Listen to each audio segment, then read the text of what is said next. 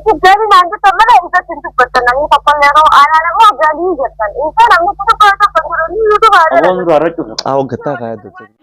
Ya Allah ya kita mau beli akhir sampai umri kita beli akhir setiada. Ada ni jadi manis kesempatan. Ya tu sama siti kali, anak seburu siti kali. Siti kali. Angkatan. Woi. Sat ya tu sama kita ya tu sama. Ya tu sama kita ya tu sama orang terlihat. Mana berani berani. Jafi ganjrata wamburu haranya. warahmatullahi wabarakatuhu hordotooda fi dhageeffattoota keenya ashamaa harka fuunee akkam jirtan nagaa keessanii fayyaadhaa jira hin warrallee qopheettota kanu walitti deebinee jirra akkamumaan warreen channel keenyaaf haaraa taatan subscribe like share godhuudhaan maatii keenyatti dabalamaan isin jaa har'aan nagaa wanni qabadhee isinii dhufe nama yaaddoo jechuudha. Nama yaaddoo faraanii wajjin walta'ee hidhii nama harka isaa qabu jechuudha. Nama saniin qabadhee isin dhufe namni kun dila ammaa hin beekamne nama tokkollee jechuudha namni beeke hin jiru. Nama jechuudha faraan akka yaaddoon hidhamu godhe nama sanii qabadheetiin isin dhufe haga dhuma qophii keenyatti nafaan turaan isin jaa viidiyoo kana haga dhumatti daawwadhaadhaa. Akkasumatti egaa idaa Oromoon teenya ifumaa wal kalaafatti jechuudha. Maali haala kanaa hundumaa waan namarraa eegamuuti. Jechuun gocha kanaa kana Oromoo taanee akkamitti warra diriinaa qoy. Ammaan tana nama san namni tokkolleen beeku hin jiru jechuudha. Akka yaaddoon hidhamu hangude faraanii wajjin wal taanee jechuudha. Hidhanii jechuudha.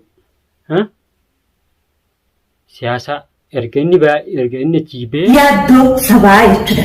Agartanii yaaddoo sabaa poolisni fuudhee mana hidhaa seenee agartanii akkasii jechuudha. Maal godhatan istaahe itti dhiqqaahe maal godhatan hundinuu itti dhiqqaahe maal jetti ilaal Oromoon wooma facaafattee fudhattaa wooma facaafattee murattaa agartanii akkasii yaaddoo sabaa itti dhiqqaahe inshaallah fedhallee haadha uummanni hidhaa keessatti maal godhatan agartanii haadha ilmaan isaa sadii alatti ari'ee akka inni kunoo agartanii baalagummaa isaati. Okay, hordoftoota fi dhaggeeffattoota keenya inni tana ishiin Hanaashoo jedhamti. Chaanala ishii jala dheetanii daawwachuu ni dandeessanii. Harka keessaa qabdee jechuudha wallaahi. Namni tokkollee irratti hin beekne. Mee maaliif gocha kanaa kana warra diriin Oromoo? Egaa waan babbareedaa waan dhaloota dhufuuf illee fakkeenya ta'a. Barumsa irraa fudhannu takka maaliif hin diriine? Maaliif ifumaa biyya namaa kan siyaatanii wal nyaatte yaa jara keenya? Malakan, insya Allah ya kita mau beli akhir sampai umri kita beli akhir setiada. Ada ni jadi manis kesempatan. Ya tu sama siti kali, anak seburu siti kali. Siti kali, angkatan seburu siti kali. Nuti akan jujur jechuudha wallahi waan hedduu takka an ajaa'ibe waan kana namuu hin beekne namuu faraantu dheebtaa faraan ammoo nama wajjin walii galanii hidhan qabanii jechuudha. Mee maaliif abbaa ilmaanirraa fuudhanii hidhanii garuu isaan hin milkoonne jechuudha. Duraan yaadni isaa yaada hedduu yaadan waa hedduu yaadaniiti qaban malee mucaan sun tokkichi kophaasatti sababa mijoosaniitiin fuudhee hin jechuudha. Innoo Hanaashoo harka keessaa qabdii ishiidha jechuudha akka inni hidhamu godhe. Mee viidiyoo share godhaa wal biraan gaadhaa warreen akkasitti hin dandeenye irraa eegaa wallahi. Agartanii akka kanaaf atumaatu godhee akka kana ta'uu atumaatu fidee jechuudha. Wahuma sanirraan qabate sooshaal miidiyaa kanarratti waan hin taane waan adda addaa oofan. Kan jaatti maalii taasisaa kan miroon akkas taasisaa siyaamuu sanii manna agartanii waan gisee duutullee agartanii seenaan sirraa hafu. Kilma cimmal. Yo dubbanni ba yaaddo sabaa yaa jiba dubbii deemnee ni aduuti. Agartee mi sila guyyaa takka saba ta'e dubbatteedha.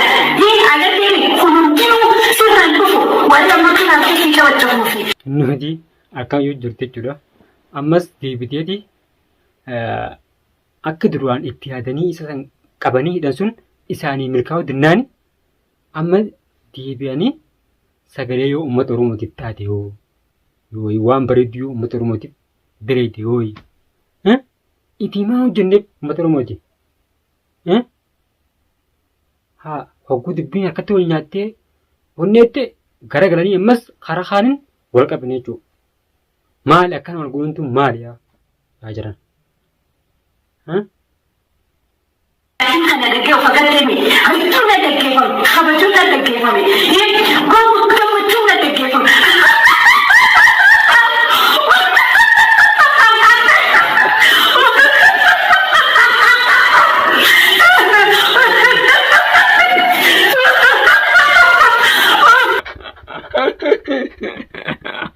Wai wallah qabla kan dia. Wai. Kartanii yaa gammachuu ishiin gammadde jechuudha. Silaa isa kana achiin silaa qabanii yaadni isaanii sun isaanii milkaa'ee silaa waan duraan yaadni san argatanii mee gamta gammaddime. Wai.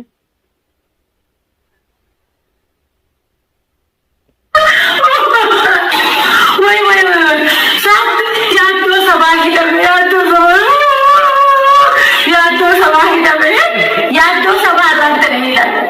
Maali bironni beekani yaa mu barbaadu haalli saba feeti saba isa wanti kilaaban saba fee eenyu asiin sigee saba feeti asiin sigee laakiin agartanii cinaan isii dubara isaatiin sodaataa cinaan immoo yoo waan akkanaa haasame akkamitti yaani biyya galaan.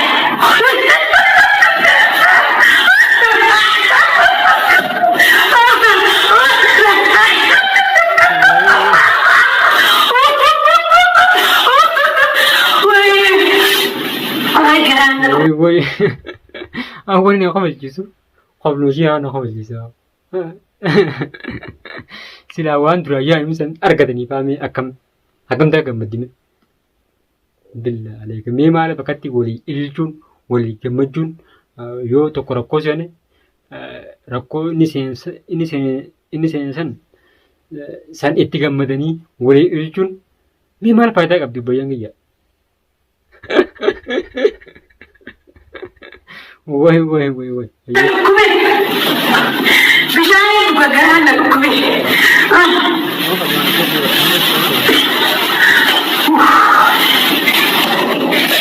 Yaaddoo sabaa. Arra mana hidhaa seene. Gosoonni hidhaa naqisaa agarteemi. Uumama isaa harkate uumama isa fakkaatu harkata. Nama mara agarteemi uumama isa fakkaatu harkata. Amma haalaan agartee uumama isa fakkaatu harkatee jechuudha. Inni agartee uumama isa fakkaatu harkatee jechuudha. Namu uumama isa fakkaatu harkataatti. Mee inni kun maal balleessa mucaa kun miskiina nagaan dalagatu jira nagaan ilmaan isaa guddifachuu jira. Mee maal balleesse? Yoo isaaf jaartii wal dhabanis wal dhabdee isaanii qabee qorabbii yookaan walitti deebisuu yookaan jidduu dhaabbatudha. Gafuun ammaan daraan hin turtu wallaahi harkaatti nama deebiti. Isaan kanallee mee ni garta warra mucaa kana akkana godhe waan irra ga'uudha ta'u. Waa hedduun argee waa hedduun dhagee waa hedduu deemu jira jechuudha qilleensa kan gubbarra. Wallaahi mee gocha kana dhiiftanii maaliif sagalee waliin taane jira hin maaliif miskiinan gargaarre.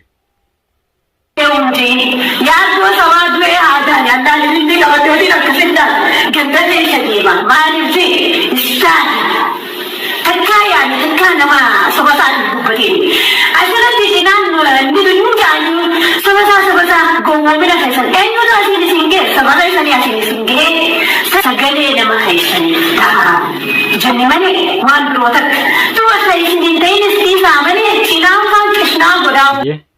Sagalee nama keessanii taadha isin hin jenne malee miila dubbii hara isaan oofin jechuudha.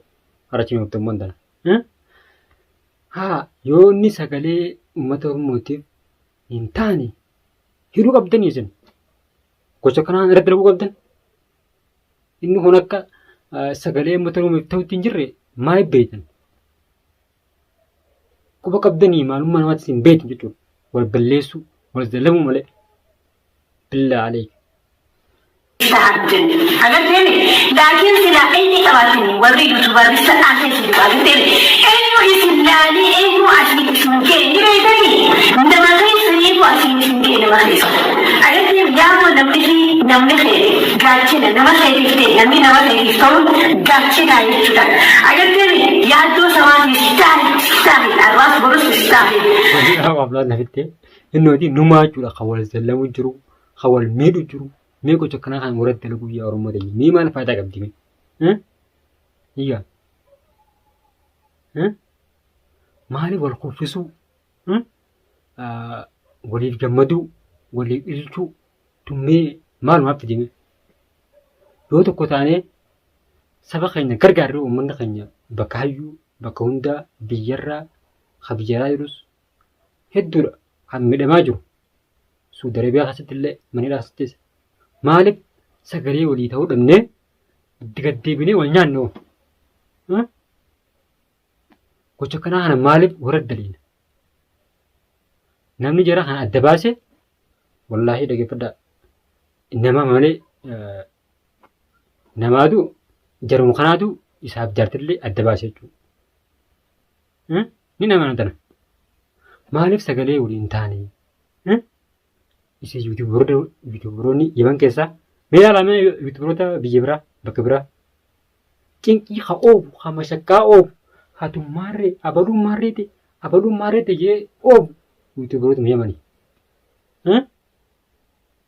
Ammoo har tokkoon Oromoon teenya kan miidhamaa jirtus yemanuma keessatti jechuudha. Kan qabanii kunis warri miidiyaadhaan alaa. Warri dallaalaa karaa taarifa nama oofus Oromoo teenya qabaniitti maallaqa irraa guuranii irraa buusanii hawaalaa jechuudha. Wal azabanii jechuudha. Wal azabuun dummee maalimi rahmata maaliif waliin goone? Milaalamee Oromoon teenya waa ishiin keessa jirtu. Obbolees, salaamu alaikum. Akkam? Fayyuma? Oromoodha? Maal taate? Maal si dhukkuba?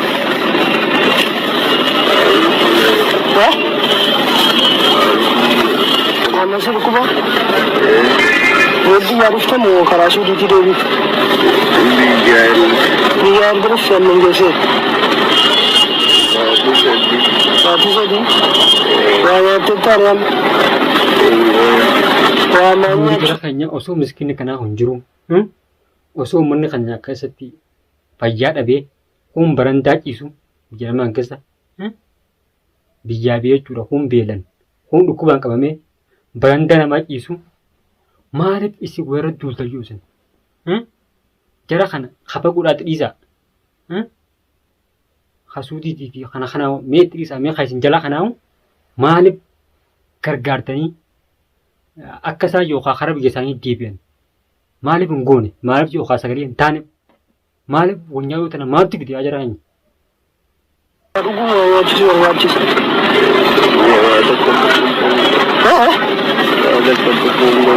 Haa tokko nyaachuun dandeessu yoo waa dhugde siifin biyyattii eessa biyyi kee?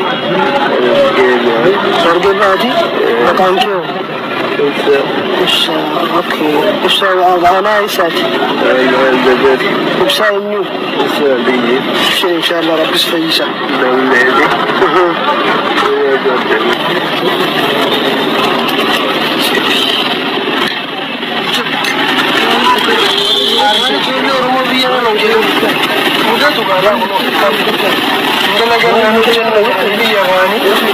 Alatti gatamanii barandaa hamma argaa jirtan garaawwan abbi barbaada keenya inshallah